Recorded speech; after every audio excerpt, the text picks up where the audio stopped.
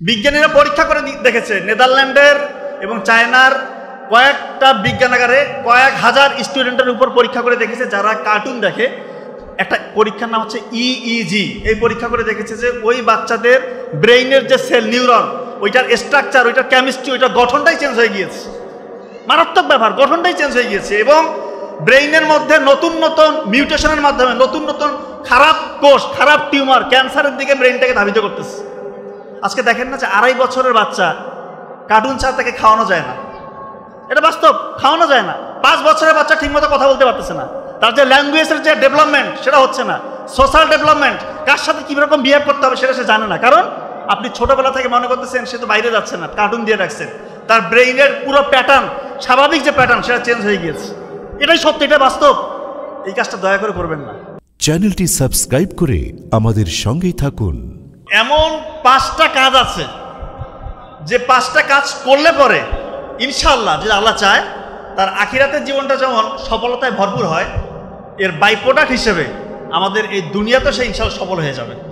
দুনিয়ায় যে সে শুধু সফল হবে তা না, বর্তমান বিশ্বে মুসলিমদের উপর যে নির্যাতন, নিপীড়ন, যে গভীর ষড়যন্ত্র চলছে, এই ষড়যন্ত্রকে আপনার সন্তান ইনশাআল্লাহ ধূলিসাৎ করে দিবে, মাটির সাথে লুটিয়ে দিতে পারবে। এই 5টা বৈশিষ্ট্য, এই 5টা কাজ, এই 5টা অভ্যাস যদি সে নিজের জীবনের সাথে গড়ে তুলতে পারে, তো কোন 5টা কাজ করলে পরে ইনশাআল্লাহ আখিরাতও সফল হওয়া যায়, এর বাই প্রোডাক্ট হিসাবে দুনিয়াও পাওয়া যায়, এটা বলার আগে আমি আপনাদের কাছে একটা দৃশ্যপট তুলে ধরতে চাই।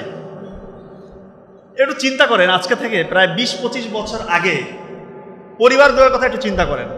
সন্ধ্যা হয়ে গেলে আমাদেরই আমরা দেখেছি যে বাবা আমাদেরকে নিয়ে বসেছে, একটু লেখাপড়া করাচ্ছে, মা হয়তো রান্নার কাজে একটু ব্যস্ত, বাচ্চারা একটু দুষ্টামি করলে মুরব্বীরা একটু ডাক দিচ্ছে। খুব সুন্দর একটা পরিবেশ। সবার সাথে সবার ব্রেইন থেকে অক্সিটোসিন রিলিজ হচ্ছে। অক্সিটোসিন রিলিজ হলে সবার সাথে সবার মানসিক যে একটা বন্ধন, এটা আরও একাত্ম হয়, জোরালো হয়। আর 2025 সালে এসে আপনি একই চিত্র দেখেন, একটা পরিবারের দিকে লক্ষ্য করেন কি হয়। বাবা হয়তো অফিস থেকে এসেছে, মোবাইল চালাচ্ছে, নিউজ দেখতেছে। মা হয়তো পাশেই বসে আছে, উনি হয়তো বা টিকটক, ইনস্টাগ্রাম কিছু একটা চালাচ্ছে। সন্তান 10-12 বছরের সন্তান, তার হাতে মোবাইল দিয়ে দিয়েছে, সে হয়তো কোনো একটা স্টোরি চেক করছে। ছোট বাচ্চা আছে, সে কান্না করছে, তাকেও তার কান্না থামানোর জন্য কার্টুন দিয়ে দিয়েছে। আর যে মুরব্বীরা একটু হয়তো বা শাসন করবে, এই যে ভুলটা চলতেছে পরিবারে, একটু দেখভাল করবে, একটু শাসন করে ঠিকঠাক রাস্তায় আমাদেরকে নিয়ে আসবে, সেই মুরব্বীদেরকে দেখেন দূরে কোথাও রেখে এসছে। ম্যাক্সিমাম পরিবারের চিত্রটা এরকম। এটা খুবই করুণ একটা চিত্র। বিজ্ঞানীরা এখন বলছে যে এই যে বাচ্চাদেরকে আপনারা কার্টুন দিচ্ছেন, যারা কার্টুন দেখে সেই বাচ্চাদের ব্রেইন থেকে ডোপামিন নামের একটা পদার্থ রিলিজ হয়, বের হয়। এই ডোপামিন যখন তার বের হবে, ওই বাচ্চার ডোপামিন বেশি বেশি যে কাজগুলো থেকে রিলিজ হয়, ও শুধু সেই কাজগুলো করতে চাবে। এখন কোন কাজগুলো থেকে ডোপামিন বেশি বেশি রিলিজ হয়? যত খারাপ অ্যাক্টিভিটিস আছে, যত পৃথিবীতে খারাপ খারাপ কাজ আছে, এই খারাপ খারাপ কাজ থেকে হাই ডোপামিন রিলিজ হয়। আপনি ছোটবেলায় তার হাতে এই মোবাইলটা দিয়ে দিলেন, সে বড় হয়ে যত খারাপ কাজ আছে, জুয়া খেলবে, মাদকাসক্ত হবে, আল্লাহ মাফ করে রেপিস্ট হবে, পর্নোগ্রাফিতে আসক্ত হবে, অশ্লীলতায় ভরপুর হবে।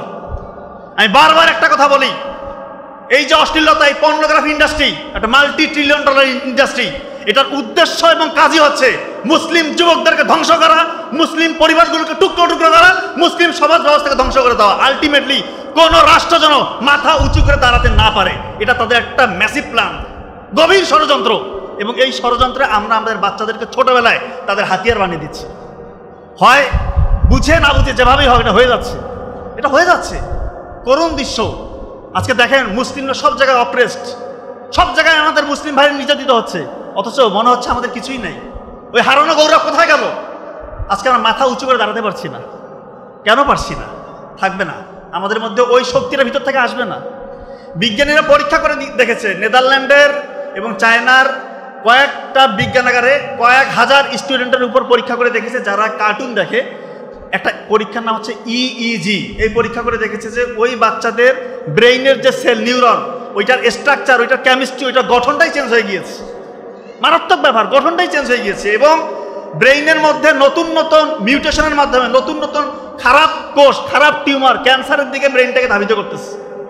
আজকে দেখেন না যে 2.5 বছরের বাচ্চা কার্টুন ছাড়া তাকে খাওয়ানো যায় না, এটা বাস্তব, খাওয়ানো যায় না। 5 বছরের বাচ্চা ঠিকমতো কথা বলতে পারতেছে না, তার যে ল্যাঙ্গুয়েজের যে ডেভেলপমেন্ট সেটা হচ্ছে না, সোশ্যাল ডেভেলপমেন্ট, কার সাথে কীরকম বিহেভ করতে হবে সেটা সে জানে না। কারণ আপনি ছোটোবেলা থেকে মনে করতেছেন সে তো বাইরে যাচ্ছে না, কার্টুন দিয়ে রাখছেন, তার ব্রেইনের পুরো প্যাটার্ন, স্বাভাবিক যে প্যাটার্ন সেটা চেঞ্জ হয়ে গিয়েছে। এটাই সত্যি, এটা বাস্তব।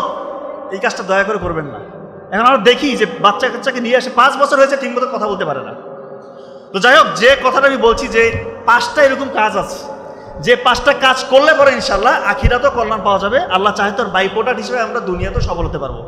1 নম্বর কাজ, এটা আমি যদি সময় পাই ইনশাল্লাহ পরে ব্যাখ্যা করবো, তবে এটাই বলে রাখছি, কোরআন রিসার্চ করতে হবে, কোরআনে বেশি বেশি সময় দিতে হবে, কোরআন নিয়ে গবেষণা করতে হবে। সেটা কিভাবে করতে হবে আমি আমার দিক থেকে একটু বলার চেষ্টা করবো যদি সময় হয় ইনশাল্লাহ। 2 নম্বর, রাতের ঘুমটা আগে ঘুমাতে হবে। রাতে এশার নামাজের পরে আপনি যত দ্রুত সম্ভব ঘুমিয়ে যান, এবং এটা কিন্তু রাসূলুল্লাহ সাল্লাল্লাহু আলাইহি ওয়াসাল্লাম আমাদেরকে শিখিয়ে গিয়েছেন, উনি উৎসাহিত করেছেন যে এশার সালাতের পরে তোমরা রাত জেগো না, যত দ্রুত সম্ভব ঘুমিয়ে পড়ো। এখন বিজ্ঞানীরা এসে বলছে আপনি এশার সালাতের পর যত দ্রুত ঘুমাবেন আপনার কোয়ালিটি স্লিপ হবে। 1 ঘন্টা টাইম এক্সপেন্ড করবেন, আপনার 12% ঘুমের কোয়ালিটি নষ্ট হবে। 2 ঘন্টা টাইম নষ্ট করবেন, 12 দুগুণা 24% কোয়ালিটি নষ্ট হবে। এভাবে যত টাইম যাবে প্রতি ঘন্টায় 12% করে আপনার ঘুমের কোয়ালিটি নষ্ট হবে। আর সাথে যদি আপনি মোবাইল দেখে দেখে টাইমটা নষ্ট করেন তাহলে এটা চক্রবৃদ্ধি হারে আপনার ব্রেনের ক্ষতি করবে। এখন তো বেশিরভাগ পরিবারে বেশিরভাগ মানুষজন দেখা যায় এশার নামাজের পর মোবাইলে স্ক্রল করতে করতে রাত 1টা 2টা 3টা বাজিয়ে ফেলতেছে, তার ঘুমের বিন্দু মাত্র কোয়ালিটি থাকে না, ঘুম আল্লাহ তাআলার একটা নিয়ামত, এই নিয়ামতটাকে নষ্ট করবেন না। ঘুমালে মূলত কি হয়, এই যে সারাদিন আপনি কর্মব্যস্ত থেকেছেন, ঘুমের মধ্যে ব্রেইন থেকে 3টা কাজ হয়। প্রিফ্রন্টাল কর্টেক্স এটার কাজ ঠিক রাখে। কি করে প্রিফ্রন্টাল কর্টেক্স? এর কাজ হচ্ছে মনোযোগ ধরে রাখা, যে কোনো সমস্যায় পড়লে সমস্যার সমাধান করা, নতুন নতুন একটা চিন্তা আসতেছে আপনার, ওই ডিসিশনটাকে ঠিক মতো মেক করা এবং আপনাদের আবেগটাকে নিয়ন্ত্রণ রাখা। এটা হচ্ছে প্রিফ্রন্টাল কর্টেক্সের কাজ। আপনি যখন ঘুমাবেন না আপনার ওই প্রিফ্রন্টাল কর্টেক্সের কার্যকারিতা হারিয়ে যাবে। 2 নাম্বার, হিপ্পোক্যাম্পাসের কাজ কি? ছাত্রছাত্রীদের জন্য খুবই জরুরি। হিপ্পোক্যাম্পাস হচ্ছে আমাদের যে কোনো কিছু যখন আমরা তথ্য পড়ি শিখি, এটাকে শর্ট টার্ম মেমোরি সেন্টার থেকে লং টার্ম মেমোরি সেন্টারে কনভার্ট করে, দীর্ঘস্থায়ী মেমোরি সেন্টারে যে রিজার্ভ করে। ঘুম যদি না হয় এই কাজ করবে না। 3 নাম্বার, কনটেক্সট।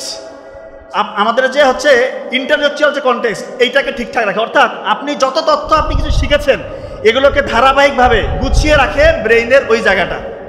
আপনি যখন ঘুমাবেন আপনি কখন কোন কথা বলতে হবে, কখন শব্দ চয়ন কোনটা হবে, পরীক্ষা কোনটা লিখবেন, এই জিনিসগুলো সব অর্গানাইজড হয়ে সাজিয়ে রাখে ব্রেনের ওই জায়গাটা। আপনি যদি না ঘুমান ঠিক মতো, এশার নামাজের পর যদি না ঘুমান, আপনার এই একটা ফ্যাক্টরে কাজ করবে না, একটা সিস্টেমে কাজ করবে না, সবগুলো কলাপস হয়ে যাবে।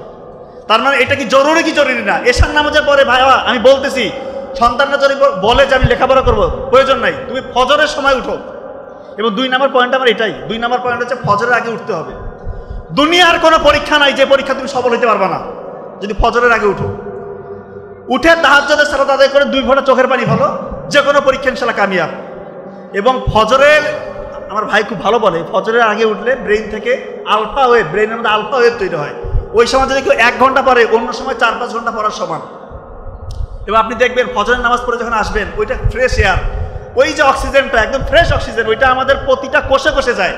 শরীরের মধ্যে কোটি কোটি ট্রিলিয়ন কোষ, প্রতিটা কোষকে উজ্জীবিত করে নতুনভাবে, একদম তাকে মনে হয় যে সজীবতায় ভরে যায়। এবং সূর্যের আলো লাগাবেন সকালবেলা, সূর্যের আলো লাগালে আমাদের ভিটামিন ডি ন্যাচারালি আমরা তৈরি করতে পারবো, আমাদের ইমিউনিটি বেড়ে যাবে। আমাদের দেখা যায় সেরাটোনিন নামের একটা হরমোন আছে, যদি সূর্যের আলোর সংস্পর্শে আপনি প্রতিদিন আসেন আপনার সেরাটোনিন নামের একটা হরমোন রিলিজ হয়। সেরাটোনিন হরমোন হচ্ছে ভালো লাগার হরমোন। এই যে অনেকের অযাচিত কারণে আপনার মন খারাপ থাকে, হতাশা, অ্যাংজাইটি, স্ট্রেস, এগুলো কেটে যাবে। প্রতিদিন সকালবেলা 9টা-10টার দিকে একটু আপনার রোদ লাগানোর চেষ্টা করবেন। 3 নম্বর পয়েন্ট, ভালো খাবার খেতে হবে। আমি একদম ব্রেন বুস্টার আপনাদেরকে বলে যাচ্ছি, নবী করিম সাল্লাল্লাহু আলাইহি ওয়াসাল্লাম আমাদেরকে বলে গিয়েছিল 3 ভাগের 1 ভাগ খাইতে হবে, এবং ওই খাবারটা হবে চিবিয়ে খেতে হবে। 1 ভাগ ফাঁকা রাখবো, 1 ভাগ পানি পান করবো। আমরা তো এখন পেটটা ভইরা খাই, এই পর্যন্ত খাই, এটা করা যাবে না, এটা আনসাইন্টিফিক। তো 3 ভাগের যে 1 ভাগ খাবো, এই 1 ভাগ খাবারের মধ্যে আবার 3 ভাগের 1 ভাগ আপনার কাঁচা খাবার খেতে হবে। কাঁচা, যেমন সালাদ হতে পারে, ফলমূল হতে পারে, এই খাবারগুলো খাবেন। কাঁচা খাবার খেলে আপনার ইমিউনিটি বাড়বে, রোগ প্রতিরোধ ক্ষমতা বাড়বে, ব্রেন ঠিক মতো কাজ করবে। আর একটা ব্রেন বুস্টার মহা ঔষধ আমি বলে দিচ্ছি ইনশাআল্লাহ, বেলের পাতা, বেলের যে পাতা আছে এইটা শুকাবেন, মানে বেলের শরবত খান না, ওই পাতাটা শুকিয়ে গুঁড়া করে ঘি দিয়ে ভেজে খাবেন। বেলের পাতার মধ্যে রয়েছে অ্যালকালয়েড, ফেনোলিক অ্যাসিড, ফ্লাভোনয়েড। একটা মারাত্মক লেভেলের সুপার অ্যান্টিঅক্সিডেন্ট এই তিনটা উপাদান। এটা আমাদের ব্রেইনের মধ্যে যে মেইন কোষগুলো, যে কোষগুলোতে ব্রেইন তৈরি, নিউরন, এগুলোকে অক্সিডেটিভ স্টেজ অর্থাৎ এগুলোকে আঘাত, পক্ষাঘাত, যে কোনো রকমের ধ্বংসের হাত থেকে ইনশাআল্লাহ এই অ্যান্টিঅক্সিডেন্টগুলো রক্ষা করবে। এবং বেলের পাতার মধ্যে রয়েছে বিটা ক্যারোটিন এবং ভিটামিন সি, এইটা আমাদের নিউরনকে পুষ্টি যোগাবে। এবং সব থেকে যে মানে মারাত্মক কাজটা করে সেটা হচ্ছে সিনাপসিস প্রক্রিয়াটাকে সচল করে, অর্থাৎ নতুন নতুন তথ্য আপনি সুন্দর মতো শিখতে পারবেন। এবং ঘিয়ের মধ্যে রয়েছে omega-3 fatty acid, omega-3 fatty acid এবং ভিটামিন এ, ডি, ই, কে। এইটা ব্রেইনের জন্য একটা মারাত্মক লেভেলের সুপার এনার্জেটিক একটা খাবার। এটাকে বলা হচ্ছে ব্রেইনের এনার্জির ফুয়েল। তো এই দুইটা যখন আপনারা কম্বিনেশন করে খাবেন, যে কোনো স্টেজে খেতে পারেন, যে কোনো বাচ্চা, বয়স্ক, যে কোনো তরুণ যদি খায়, প্রতিদিন 1 চামচ করে বেলের পাতা শুকিয়ে গুঁড়া করে ঘি দিয়ে ভেজে 1 চামচ করে খাওয়াবেন, ওর ব্রেইনের অবস্থা যে অবস্থায় আছে না কেন ইনশাল্লাহ তার থেকে তার ব্রেইনের কর্মক্ষমতা বহুগুণে বাড়বে ইনশাল্লাহ। আর একটা হচ্ছে মধু এবং কালোজিরা। আমরা সবাই জানি কালোজিরা হচ্ছে যে কোনো রোগের মহা ওষুধ, মৃত্যু ব্যতীত সকল রোগের সেবা দেওয়া আছে এখানে। এবং পবিত্র কোরআনে আছে মধুর মধ্যে রয়েছে অসংখ্য রোগের সেবা। তো এই কালোজিরার মধ্যে রয়েছে থাইমল, এটা আমাদের ব্রেইন শুধু না, পুরো শরীরের যতগুলো কোষ আছে এগুলোকে প্রোটেকশন দেয়, আমাদের রোগ প্রতিরোধ ক্ষমতা বাড়ায়, অসংখ্য অসংখ্য সংক্রমণের হাত থেকে আমাদের শরীরটাকে রক্ষা করে। আমি তো বলি যারা সামনে লেখাপড়া করবেন, ডাক্তার হবেন বা বড় কিছু হবেন, আপনারা এই কালোজিরা নিয়ে একটু রিসার্চ করার চেষ্টা করবেন। অবশ্যই আমরা কিছু থাকবে, যেহেতু রাসূলুল্লাহ সাল্লাল্লাহু আলাইহি ওয়াসাল্লাম বলে গিয়েছে যে মৃত্যু ব্যতীত সকল রোগের সেবা রয়েছে, তার মানে এখানে অবশ্যই এমন কিছু আছে, হয়তো বা এখন বিজ্ঞানী আবিষ্কার করতে পারছে না, সামনে আবিষ্কার হবে। এই জন্য কালোজিরা নিয়ে একটু চিন্তা করবে। আর মধুতে রয়েছে ফ্লাভোনয়েড এবং পলিফেনল, ফেনোলিক অ্যাসিড, এটা মারাত্মক সুপার অ্যান্টিঅক্সিডেন্ট। এটা একই সাথে গ্লুকোজ এবং ফ্রুক্টোজ দেয়, যেটা কিনা আমাদের ব্রেইনের মধ্যে ইনস্ট্যান্ট এনার্জি দেয়। এবং এই দুইটা যখন আপনারা একসাথে খাবেন, আপনি ইনশাল্লাহ আপনার ব্রেইনের ক্ষমতা যেমন বাড়বে এবং আপনি হাজার হাজার রোগ থেকে ইনশাল্লাহ রক্ষা পাবেন। আর সর্বশেষ কথা, কোরআন নিয়ে, পবিত্র কোরআন নিয়ে আপনি একটু রিসার্চ করবেন। পবিত্র কোরআন যখন কেউ তেলাওয়াত করে, গবেষণা করে, তার ব্রেইনের মধ্যে অক্সিডেটিভ স্ট্রেস, তার অ্যাংজাইটি, হতাশা, সবগুলো আল্লাহ চাহে তো ইনশাল্লাহ ধীরে ধীরে কমতে থাকে। তো ধন্যবাদ সবাইকে। আসলে সময় স্বল্পতার কারণে আর বেশি কিছু বলতে পারলাম না। এই প্রতিষ্ঠানের উত্তরোত্তর সফলতা কামনা করছি। সবাই ভালো থাকবেন। ধন্যবাদ। আসসালামু আলাইকুম।